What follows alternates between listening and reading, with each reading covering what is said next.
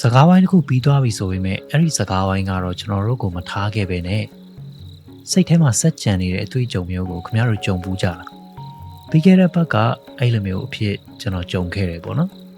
ကျွန်တော် mouse နဲ့ keyboard အတွက်ကိုအားပြန်သွင်းလို့ရတဲ့အေးသုံးလုံးတက်ခဲဝဲခြင်းလို့အိမ်ကနေမထွက်ခင်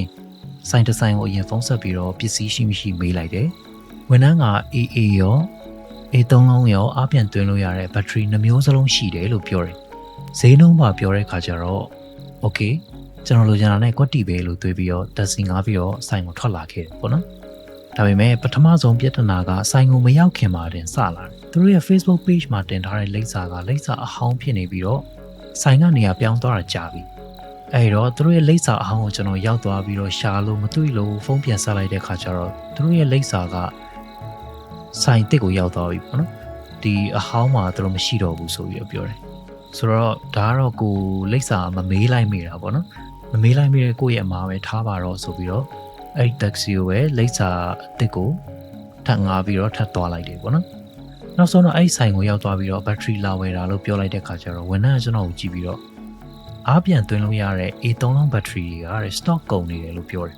အဲ့လိုမျိုးဖြစ်မှာဆိုလို့မလာခင်ကိုအရင်ဖုန်းကြိုဆက်ပြီးတော့မှလာတာလို့ပြောတဲ့ခါကျတော့ဘာပြောလဲဆိုတော့အဲ့ဒီကျွန်တော်ရဲ့ဖုန်းဆက်တုန်းကတွေ့တဲ့ဝန်ထမ်းကပဲသူအဲ့လိုမျိုးနှစ်ခုလုံးရှိတယ်လို့မပြောလိုက်ဘူးပေါ့နော်သူတို့ကတဲ့အခုကားတဲ့အဲ့ဒီ A3 လုံး battery ကတဲ့အားသွင်းတဲ့ charger ပဲရှိတယ်တဲ့တက်ခဲမရှိဘူးပေါ့နော်အဲ့လိုပြောတယ်အဲ့နဲ့ကျွန်တော်ကလည်းစိတ်တူပြီးတော့အဲ့လိုဖြစ်မှာဆိုလို့မေးတာအောင်မှအဲ့လိုဖြစ်သေးတယ်လို့ပြောတော့တော့ဘာပြောလဲဆိုတော့အဲ့ဒါတဲ့အခုနားကြားမှားသွားတာနေလိမ့်မယ်တဲ့အဲ့မှာဒေါ်လူကထွက်သွားပေါ့နော်အဲ့နဲ့ဘာမှနားကြားမှားစရာအကြောင်းမရှိဘူးလို့ကျွန်တော်မှားသွားတယ်ဆိုတော့လုံးဝမဖြစ်နိုင်ဘူးဘာလို့လဲဆိုတော့သူတို့ဖုန်းဆက်လိုက်တဲ့အချိန်မှာမရှိဘူးဆိုတဲ့စကားကိုမပြောဘဲနဲ့ရှိတယ်နှမျိုးစလုံးရှိတယ်ဆိုပြီးတော့ကိုယ်ပြောတာမရှိဘူးလို့ပြောခဲ့ရင်ကျွန်တော်အနေနဲ့လာစရာအကြောင်းကိုမရှိဘူးလေအဲဆိုတော့ဒီဟာနားကြားမားစရာလုံးဝမဖြစ်နိုင်ဘူးလို့ပြောပြီးတော့နောက်ဆုံးကျွန်တော်တော်ပြီးထားလိုက်တော့ဘာမှနားကြားမားစရာအကြောင်းမရှိဘူးလို့ပြောပြီးတော့ကျွန်တော်လှည့်ထွက်လာခဲ့ဆိုတော့ကျွန်တော်ရဲ့စကားဝိုင်းကတော့အဲ့ဒီဆိုင်မှာပဲပြီးသွားပြီပေါ့နော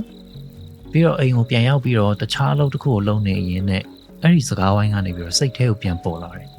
လူကလည်းစိတ်မတူတော့ဘူးပေါ့နော်နည်းနည်းစိတ်အေးသွားပြီဆိုတဲ့ခါကျတော့ကိုယ့်အနေကိုပြန်ပြီးတော့ပြန်စပြီးတော့မှပြန်စဉ်းစားတာပေါ့နေအောင်ပေါ့နော်သူပြောသလိုပဲငါနားကြားမားတာလားပေါ့နော်ဒါပေမဲ့အဲ့မှာကျွန်တော်တို့ဖုန်းဆက်တော့ကပြောခဲ့တာလေးတခုသတိသွက်ရတယ်သူကကျွန်တော်ကိုဘက်ထရီရှိတယ်လို့ပြောတော့ကျွန်တော်ကဈေးနှုန်းမေးလိုက်တယ်ဈေးနှုန်းမေးလိုက်တဲ့အခါမှာလေသူကကျွန်တော်ကိုဈေးနှုန်းပြောခဲ့တယ်အဲ့ခါကျတော့ဒီပစ္စည်းတစ်ခုကသူ stock ကုန်နေတာကိုသိတယ်ဆိုလို့ရှိရင်သူဆိုင်မှာမရှိတဲ့ပစ္စည်းကိုကျွန်တော်ဈေးနှုန်းပြောစရာအကြောင်းကိုမရှိဘူးပေါ့နော်သူတို့ဆိုင်မှာပစ္စည်းကမရှိတော့ဘူးပစ္စည်းကတော့မရှိတော့ဘူးကျွန်တော်တို့ဆိုင်မှာတော့ဒီလောက်ရောင်းနေဆိုမျိုးပြောစရာမရှိဘူးပေါ့နော်တကယ်တမ်းပြောရရင်သူတို့ဆိုင်ရဲ့ setup ကလည်းဖုန်းပြောတဲ့ကောင်မလေးကထိုင်နေတဲ့နေရာရဲ့အနောက်မှာပဲပစ္စည်းတွေအကုန်လုံးကတန်းစီပြီးတော့ချိတ်ထားတာအဲ့ဒါကိုသူအနောက်ကိုတစ်ချက်လောက်လဲကြည့်ပြီးနည်းနည်းလေးရှာလိုက်ရင်တောင်မှရှိတယ်မရှိဘူးဆိုတော့ပစ္စည်းကအဖြေထွက်လာနိုင်တယ်ပေါ့နော်ဒါပေမဲ့အဲ့မှာဖြစ်နိုင်ခြေရှိတာကကျွန်တော်ဖုန်းဆက်လိုက်တဲ့အချိန်မှာတော့သူတို့ပစ္စည်းကိုမစစ်ပဲနဲ့သူတို့ရဲ့ system ထဲမှာပဲရှိတဲ့ဈေးနှုန်းကိုကျွန်တော်ပြောလိုက်တာဖြစ်နိုင်တယ်ဒါပေမဲ့ကျွန်တော်တကယ်ရောက်သွားတဲ့အချိန်မှာကျွန်တော်သူ့ကိုစပြီးတော့အဲ့လိုမျိုးဖြစ်မှာဆိုလို့ဖုန်းဆက်ပြီးတော့မှလာတာလေရှိတယ်ဆိုလို့လာတာလေလို့ပြောလိုက်တဲ့အချိန်မှာသူကကြောက်သွားပြီးတော့အဲ့ဒါအကူမနာကြမှားတာဖြစ်နိုင်တယ်ဆိုပြီးတော့ကျွန်တော်အဲ့လိုမျိုးပြောတာပေါ့နော်ဆိုတော့အဲ့လိုနဲ့3နာရီလောက်ကြာအိမ်ရောက်ပြီးတော့မှပဲကျွန်တော်ဆိုင်မှာတော့ငါပြန်မပြောလိုက်ရတဲ့စကားကိုပြန်စဉ်းစားမိသွားတယ်အဲ့ဒါဆိုရင်ပစ္စည်းကမရှိဘူးဆိုရင်ဘာဖြစ်လို့ဈေးကိုပြောပြတာလဲကျွန်တော်အဲ့လိုပြန်စဉ်းစားလိုက်မိရင်တော့အဲ့လိုပြန်ပြောလိုက်နိုင်တယ်ဒီတော့အခုလိုမျိုးပြီးသွားစကားဝိုင်းတစ်ခုကိုကျွန်တော်တို့ရဲ့အုံနောက်ကဘာဖြစ်လို့အဲ့လိုမျိုးဆက်ပြီးတော့အလုံးလုံးနေသေးတာလဲဒါနဲ့ကျွန်တော်စပြီးတော့အဖြေရှာကြည့်ရယ်စိတ်ပညာမှာပြောပြလေးရှိတဲ့ရှင်းပြချက်တစ်ခုကတော့ကျွန်တော်တို့ရဲ့စိတ်ကပြီးဆုံးသွားတဲ့အရာတွေထက်မပြီးသေးတဲ့အရာတွေကိုပို့ပြီးတော့မမိတတ်တယ်တဲ့အဲဒါကြောင့်မပြီးသေးတဲ့အိမ်စာတွေတဝက်တစ်ပြည့်ရက်သွားတဲ့အလုပ်တွေဒါမှမဟုတ်ရင်မအောင်မြင်သေးတဲ့ပန်းတိုင်တွေကကျွန်တော်တို့ရဲ့စိတ်ထဲမှာပိုကြကြနေတတ်တယ်အဲ့ဒီအကြောင်းကိုပထမအဆုံးဖတ်လိုက်ရတော့ကတော့ဟုတ်သားပဲလို့ကျွန်တော်တွေးမိတယ်ဆိုင်ဝန်ထမ်းနဲ့ပြောခဲ့တဲ့စကားဝိုင်းကကျွန်တော်တို့မပြီးသေးသလိုခံစားလို့ဖြစ်နိုင်တာပေါ့ဒါပေမဲ့အဲ့ဒီအကြောင်းကိုဆက်စဉ်းစားလေတခုခုကမကိုက်ညီသလိုပိုခံစားရတယ်တကယ်တော့အဲ့ဒါပဲအကြောင်းရင်းဆိုလို့ရှိရင်ပြီးသွားပြီးသားစကားဝိုင်းတွေကိုကျွန်တော်တို့ဘာလို့ပြန်တွေးနေတာလဲကျွန်တော်တို့အရင်တုန်းကဖြစ်ခဲ့တဲ့အငင်းခုံတွေ ရှက်စရာကောင်းတဲ့အခိုက်အတန့်တွေတရားရောက်ကကျွန်တော်တို့ကိုတင်ငယ်သွားစေတဲ့အချိန်တွေအဲ့ဒီစကားဝိုင်းတွေကလက်ရှိအခြေအနေမှာအကုန်လုံးပြီးဆုံးသွားပြီးပြီဒီစကားဝိုင်းတွေကိုလည်းဆက်ပြီးတော့အဆုံးသတ်ဖို့လည်းဘယ်သူမှမဆောင်နေဘူးဒါဆိုရင်ဘာလို့အဲ့ဒီစကားဝိုင်းတွေကကျွန်တော်တို့ရဲ့စိတ်ထဲကိုထပ်ခါပြန်ရောက်လာတာလဲသူတေတီတချို့ကတော့ကျွန်တော်တို့ကဘာတွေဖြစ်ခဲ့တာလဲဆိုတာကိုအခုထိနားလည်အောင်စူးစမ်းနေသေးလို့စကားဝိုင်းတွေကိုပြန်တွေးနေကြတာဖြစ်နိုင်တယ်လို့ယုံကြည်ကြတယ်နောက်တစ်ခုကတော့ရှက်ရွံ့မှုအပြစ်ရှိတယ်လို့ခံစားမှုဒေါသဒါမှမဟုတ်ရင်မတရားခံလိုက်ရတယ်လို့ခံစားရတာမျိုးလိုမျိုးပြင်းထန်တဲ့စိတ်ခံစားချက်တွေကကျွန်တော်တို့ရဲ့အာယုံကိုအဲ့ဒီအဖြစ်အပျက်စီထပ်ခါပြန်ဆွဲခေါ်နေတယ်လို့ပြောကြတယ်အဲ့ဒီတွေကကျွန်တော်ကိုအတော်စိတ်ဝင်စားစေတယ်ဘာလို့လဲဆိုတော့ဘက်ထရီဆိုင်ကကိစ္စကိုပြန်စဉ်းစားကြည့်တဲ့အချိန်မှာကျွန်တော်စဉ်းစားနေတာကဘက်ထရီအကြောင်းမဟုတ်တော့ဘူးဆိုတာကိုသတိထားမိတယ်ကျွန်တော်စိတ်ထဲမှာပြန်ကြားနေရတာကစကားတစ်ခုပဲဖြစ်နိုင်တာကအကူနားကြားမသွားတာနေမှာပါဆိုတဲ့စကားတကယ်လို့သူက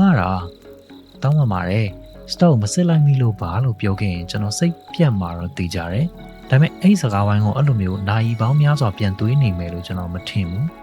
ဘက်ထရီကတော့ stock ကကုန်နေဦးမှာပဲဓာတ်ဆီကလည်းကုန်သွားပြီခြေနေတစ်ခုလုံးကလည်းပြောင်းလဲသွားမှာမဟုတ်ဘူးဒါပေမဲ့တစ်ခုကတော့ပြောင်းသွားတယ်ကျွန်တော်အပြစ်တင်ခံရတယ်လို့ခံစားမှာမဟုတ်တော့ဘူးဖြစ်နိုင်တာကအဲ့ဒါကြောင့်ဒီစကားဝိုင်းကကျွန်တော်ရဲ့စိတ်ထဲမှာအခုထိကြံနေခဲ့တာကျွန်တော်လိုချင်တာမရလို့မဟုတ်ဘူးခဏတာလေးပဲဖြစ်ကျွန်တော်ကိုယ်ပိုင်မညံဝတော်မှာတန်တရားဝင်စီလိုက်တယ်လို့မျိုးခံစားလိုက်ရလို့စိတ်ထဲမှာထက်ခါပြန်ပေါ်လာတဲ့စကားဝိုင်းတွေတိုင်းကတော့အကြောင်းရင်းတစ်ခုတည်းကြောင့်ဖြစ်တာတော့မဟုတ်ဘူးတခါတလေတော့ကျွန်တော်တို့ကကိုမှန်နေဆိုတာကိုတက်တည်ပြချင်လို့ပြန်တွေးမိတယ်တခါတလေကျတော့ကိုပြောခဲ့တဲ့စကားကိုနောင်တရလို့ပြန်တွေးမိတယ်တခါတလေကျတော့အဲ့ဒီအခြေအနေမှာအဲ့ဒီလိုတာပြောလိုက်ရင်ကောင်းသားဆိုပြီးတော့ပြန်တွေးမိတယ်ခါလေကျတော့လေတစ်ဖက်လူရဲ့အမြင်ကိုနောက်ကျမှနားလည်သွားလို့ပြန်စဉ်းစားမိတယ်ဖြစ်နိုင်တာကတော့ဒါကဘာကြောင့်ဒီလိုပြန်စဉ်းစားနေမိတယ်ဆိုတာကိုတိကျတဲ့အဖြေပေးဖို့တော့အဖြေကတော့တစ်ခုတည်းမရှိဘူးဒါပေမဲ့အဲ့ဒီအဖြစ်အပျက်ကိုတိတိကျကျပြန်စဉ်းစားပြီးတဲ့နောက်မှာတော့စကားဝိုင်းတစ်ခုတည်းကိုပဲထပ်ခါပြန်တွေးနေတယ်ဆိုတာက overthinking လုပ်နေတာမဟုတ်တော့ဘူးပေါ့နော်အခါတလေကျတော့ကျွန်တော်တို့ရဲ့စိတ်ထဲမှာကိုယ့်အတွက်အရေးကြီးတယ်လို့ယူဆတဲ့အရာတစ်ခုကိုကျွန်တော်တို့အတိတ်ပဲပေါ်ဖို့ကြိုးစားကြတယ်အဲ့ဒါကတရားမျှတမှုတစ်ခုဖြစ်ခြင်းဖြစ်မယ်ရှက်ရွံ့မှုဖြစ်ခြင်းဖြစ်မယ်နောင်တဖြစ်ခြင်းဖြစ်မယ်ဒါမှမဟုတ်ရင်တကယ်ဘာတွေဖြစ်ခဲ့တာလဲဆိုတာကိုနားလည်ခြင်းရုံပဲလည်းဖြစ်နိုင်တယ်ထူးဆန်းတာကအဲ့ဒီအချက်ကိုကျွန်တော်တို့နားလည်သွားတဲ့နောက်မှာတော့အဲ့ဒီစကားဝိုင်းကိုပြန်သွင်းမိတာကနည်းနည်းလျော့သွားတယ်မိကုန်းတစ်ခုလောက်မေးမယ်စကားဝိုင်းကတော့ပြီးသွားတာကြာပြီဖြစ်ပေမဲ့အခုဒီခမရဲ့စိတ်ထဲမှာကြံနေသေးတဲ့စကားဝိုင်းတစ်ခုရှိလားအခုအဲ့ဒီအကြောင်းကိုပြန်စဉ်းစားကြည့်လိုက်ရင်တကယ်တမ်းခမပြန်သွင်းနေတာကအဲ့ဒီစကားဝိုင်းပဲလားဒါမှမဟုတ်ရင်အဲ့ဒီစကားဝိုင်းကနေပြီးတော့ခမရဲ့စိတ်ထဲမှာခြံထားခဲ့တဲ့ခံစားချက်ကိုပဲလား